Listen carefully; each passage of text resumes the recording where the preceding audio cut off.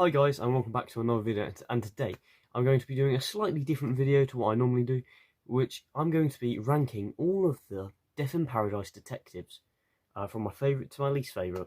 And yeah, I've always really loved Death in Paradise. I did a poll a couple of months ago and some people said they wanted more Death in Paradise videos, so I'm going to make some more.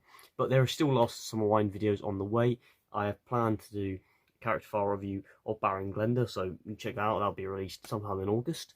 But yeah, so today I'm going to be doing like listing off the detectives from my favourite to my least favourite. So we're going to start with number 5 and go up. So okay, so in the number 5th spot, we have Dom Giblets, I believe his name is. He, as I thought, he's only done one series, so I can't really judge him that fairly in comparison to the others. But I think he's done a good job. But there's something slightly off. He's not as funny as the other ones, and he seems to be a little bit more serious and a bit more stern. But I mean, he did have that interesting story arc of trying to find his mum, who killed his mum, sort of thing, and I enjoyed that. But I just felt like there was something missing. Like even the team he was with, the other guy they brought in as well, one of the other police officers, I just didn't feel like there was a proper like connection yet. But maybe that's because I'm getting used to those new characters. And maybe that's just me. But I just didn't warm to his detective. His detective's not the nicest bloke. He's obviously best known for playing Lucas in EastEnders. Obviously the psychopathic vicar. If you've ever seen EastEnders, you'll know what I'm talking about. But he doesn't really have that, from what I've noticed, he doesn't have as strong as a comedy background. And maybe that's one of the reasons. I don't know. But I think he's done a good job with what he's given so far. But maybe he'll grow on me as the series goes on. Him and the Commissioner sort of don't like each other, but then the Commissioner doesn't really like anyone. And I don't know, I haven't warmed to him yet, but he's doing a good job as Mervin Wilson. I do like how him and Naomi have started to grow closer, so I think there's something to that, so maybe more friendship kind of stuff. But I think he's done a good job with what he's given, and yeah, I mean, I just have to get used to him. There we go. So moving up to number 4. So in the 4th spot, we have Ralph Little. Now, it was a bit of a decider. He was going to go in number 3 or number 4. It's a bit kind of, I'm not sure what to do here. But Ralph Little, I just want to say something. He was amazing in Death in Paradise. When I first started, as that's what I mentioned about Mervyn Wilson, this detective, I sort of was like, he's all right, but I still haven't warmed to him. I definitely warmed to him by the end. I thought Ralph Little did an amazing job. I loved that. There was a great storyline that I loved with his detective, was where he had that girlfriend from Manchester. Obviously, that's where he was from. And he was warming really close to her. They were building her up to be his new love interest. All lovey-dovey. It was going amazing, I think. And then it all just went rubbish, because she turned out to be a murderer and killed like someone and framed Ralph Little's detective Neville Parker for the crime, which I think was absolutely awful. I don't know why she did that, because she's a psychopath. But I think it was such a great twist, because I don't think anyone expected it, because it just kind of like it was there, and it was really good. Because I remember watching that a couple of years ago when that first came out. It really shocked me, because I was like, her? Like, sort of thing like that. So I think that was just amazing the way they managed to do that and keep that secret and sort of wrap that all up. I thought that was amazing. I liked him and Florence to begin with. Obviously, I thought they got on quite well. But then that love stuff that they had with Neville and Florence, I didn't think fit, because in the previous series they'd set them up that they weren't in love with each other, sort of thing. So I don't know, that just wasn't for me, and I think a lot of people thought it was a bit of a cop-out, but I don't know, I didn't really like that. I thought that it was a bit weird why she ended up with him, but there we go. Anything else I can say about Ralph Little's Neville Parker? I think he did a good job. I like his relationship with like Catherine, and she's sort of like his mum, sort of protects him, stuff like that. The Commissioner hates him, literally absolutely hates him, but I think he's a good job. I remember when he first came in 2020, and he sort of like worked with Ruby and JP and all that lot. And I thought he had a good kind of like good relationship with all them characters. and even JP, I thought they went on well, and everything like that. And I think he did a great job, even with Naomi and Marlon as well. I felt like he was really good. He was a really good part of that team. And I can't believe that they did that plot twist with the girlfriend secretly being the murderer, and turns out she was actually tied. The reason why she wanted to get back at him was because she was with he had put her sister in prison or something for some crime. I don't know, but I found that really interesting, and I really loved that. It was just a great storyline, which I felt like if Ralph had left then, I would have been like, that's a great way for him to exit. Great storyline, everything like that. He didn't really need another series, but there we go. I think he did a great job. So moving on to number 4. Not number 4, sorry. Number 3. Moving on to number 3. Number 3 is of Ardlo Hanlon playing D.I. Jack Mooney. He played D.I. Jack Mooney from 2017 to 2020, and I think he did a great job. He definitely really settled into the island, like in the whole of like Death in Paradise. He definitely really settled into San Marie in comparison to any of the other detectives. It sort of became his home. He was like one of the team from the get-go. I really did enjoy the way he was with the characters and stuff, like him and Dwayne and JP and Florence as well. I really do enjoy their relationship as a group, and they did go on for quite a long time as well. He only did 3 series, Ardlo Hanlon, which is a bit of a shock because you think he would do more. But yeah, I think he did a great job, and I loved. There's a really funny scene where they have like a transfer of after Florence leaves because she gets her boyfriend gets shot and he dies, unfortunately. Spoilers if you haven't seen Death in Paradise. I think I'm going to spoil a lot. Sorry about that. Go and watch it. It's a great show. He has this person who comes in as a acting police officer whilst Florence is away because obviously reasons. And he drops I think it's like a coconut or something or some giant thing, and it whacks on the woman's arm and she breaks her arm, and then she has to stay on the island forever with him. And something I really love Ardlo Hanlon. He's amazing in it. I like his awkwardness, the sort of way he works. And Ardlo Hanlon is known for other comedies, such as My Hero, which is a great comedy. I think you should check that out. And obviously Father Ted. And he was also in Derry Girls. He's been in loads of stuff. I think it's a great job. I'd love to see him come back to Death in Paradise, have his own spin-off. I know he did feature in one of the Death in Paradise spin-offs, but I wasn't so keen on that. I think it was called Return to Paradise or something like that. I don't know. He didn't really. I didn't really enjoy it, but I know he was in that for a little bit. But just give him his own spin-off. That's just what I say. But I think he did a great job. Him and Catherine, they sort of get on well, and he sort of gets on well with the commissioner, which I don't think's that normal in comparison to some of the others. But I do enjoy that relationship that he has with all the characters, especially his daughter. And when he finds love as well, he finds love with that woman who comes over. I believe she played. She was in EastEnders before, so a lot of EastEnders connections to Death in Paradise. I did enjoy that whole arc because his wife died, and then he gets moved to the Caribbean as sort of exchange with Humphrey.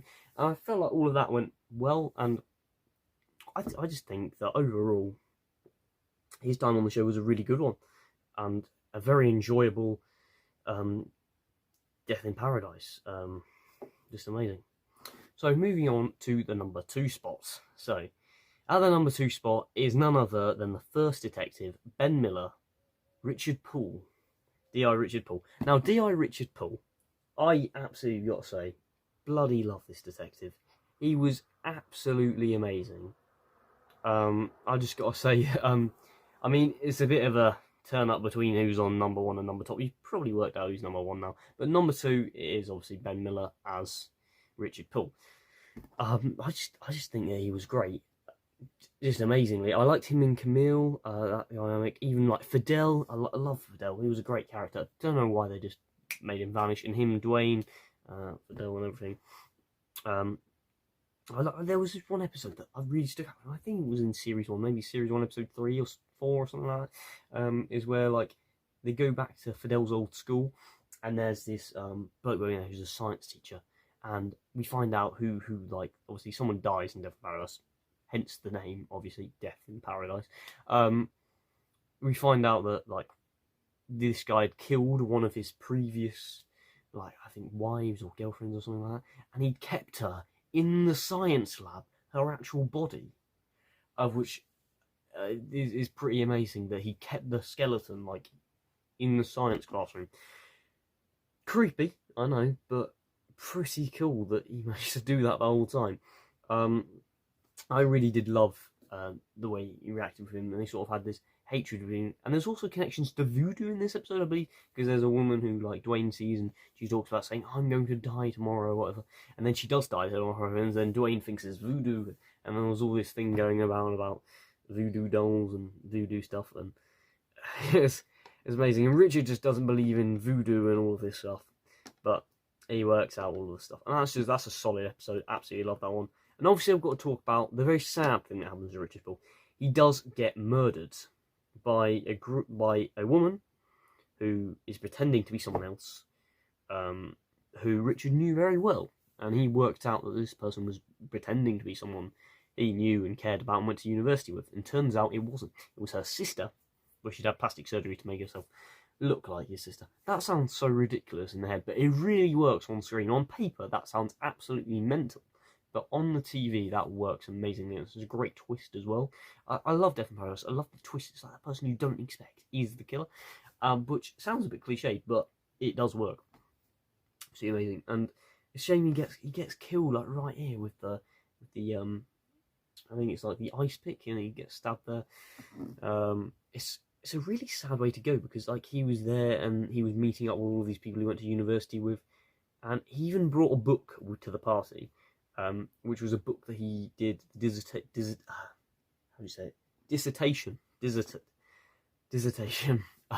for university at. So struggled with that word. That was weird. So he brought that book round, expecting to show it to the woman he went to university with. Obviously wasn't, and that was the last straw that made him realise that person was a fake person. And it's just a really great form of way. And I really sad that they killed his character off, because I felt like it was a bad choice, because I felt Ben Miller was amazing. He's been in things like Johnny English. He was great in the Johnny English films. Miller and Armstrong, he does all those comedy stuff with Alexander Armstrong back in the day he used to do. But yeah, I think he was a really solid actor, and it's a shame that he didn't continue onwards, I think, because I believe he's the one that's featured in the books, the Death in Paradise book series. I haven't actually read any of them, which I know, fake Death in Paradise fan, I know. But yeah, I think that it sort of works really well. That he came from the book all the way onto the live adaptation, obviously. But yeah, so, and it was great that he came back as a ghost as well. Something I should mention, there's a lot to go on in Richard Poole. He's definitely the person. So he came back as a ghost in 2021 as part of the 10-year anniversary, because it started in 2011. 2021 they had an anniversary where he speaks to Camille on the beach, and he gives her like words of wisdom, saying, you shouldn't give up, and your mum shouldn't give up, because Catherine had been hit by someone and she was in hospital and she thought she was going to die, but she didn't. Spoiler, there we go. Yeah, so Richard appears to her and tells her sort of just a guidance, and then he's just sort of just mocks her in the same way he used to. So that's sort of the nice thing about it. But they always mocked each other, especially him and Camille. I really love that back and forth banter they sort of had, which I always enjoyed. So moving on to number 1. Now you probably wouldn't have guessed this already. You probably have guessed it, but it is none other than Chris Marshall as Humphrey Goodman. Now I think Humphrey Goodman was a great character, and I think he gave that show a little bit of like thing that it needs to mix itself up a bit. So it made it sort of like, I sort of maybe rebooted it in a way. Not really rebooted it, but, gave it some more stuff, because it was interesting to just kill off Richard Poole and then immediately new detective. They could have recast the character, but I don't think that would have worked. But so immediately new detective, fresh start, and I think doing that was really cool. I mean, I really do love Ben Miller. I think he was amazing. absolutely loved his performance as Richard Poole, which still is just amazing. But Chris Marshall, there's something about him, like, I feel like the way he walks in, that sort of like, he sort of has that goony expression, the sort of way he's looking at it, sort of thing. And he's very clumsy, very awkward, and it's just something amazing about his character. He does go on to be in the spin-off, Beyond Paradise, which I think is a good spin-off. It's pretty good, for the most part and everything. But I do really enjoy his portrayal of the character. He's obviously known for playing like quite stupid characters. If you look at Nick Harper from My Family, which is a great role he played, and I thought he did absolutely amazing in that. But yeah, so the way he acts in this is sort of like just a bit goony and a bit odd, but it's just sort of like, it sort of works. And even in his first episode, like his debut, where he falls out of the window and then comes back in again, like, that was pretty amazing. If you've seen the episode, and all the stuff like that. It's just, you got all the different storylines. Even his last two-parter, I think it's called Man Overboard, where he works with Ardley Hanlon's character, obviously Jack Mooney, and I think he does really well. There, I sort of like the banter between them. It's a shame we didn't get a series of 2 detectives together. That would have been pretty cool, and I would have thoroughly enjoyed that. Yeah, so I felt like he got on really well, and Chris Marshall, amazing job. Also, like him and Martha, sort of think they work pretty well together. But some people forget that in the first series of Chris Marshall, he did actually have a wife, and she divorced him before he moved over here. So that was quite interesting that she had that. And I liked him working with Camille. Like Camille, I think he did well with Camille. So I had a bit of a crush on Camille, but it was never really like, it never actually happened, because I don't think it would have happened. That's why Florence and Neville, I don't think, worked as well, you know what I mean. But I do like him working with Dwayne, Fidel, and JP, Florence as well. I just felt like he went on really well, and he worked with them for quite a fair bit of time as well, which was just great, and everything about it, just great. And that's why I always wanted him to be Doctor Who, because he sort of had that quality to him. Yeah, Man Overboard, I think that's one of his best hours. I think it's just amazing story. You should check out his last ever story. I just think it was a brilliant thing. And obviously the Beyond Paradise spin-off, I thought that was amazing. I thought that was great. So yeah, that kind of brings me to the end of today's video. So I hope you all enjoyed it. Please remember to like and subscribe, and I'll see you in a video soon enough. Thank you for watching. Stay tuned for more Death in Paradise and Last of the Samurai videos and all sorts of other stuff. I hope to do some more Doctor Who in the future. And bye for now. See ya.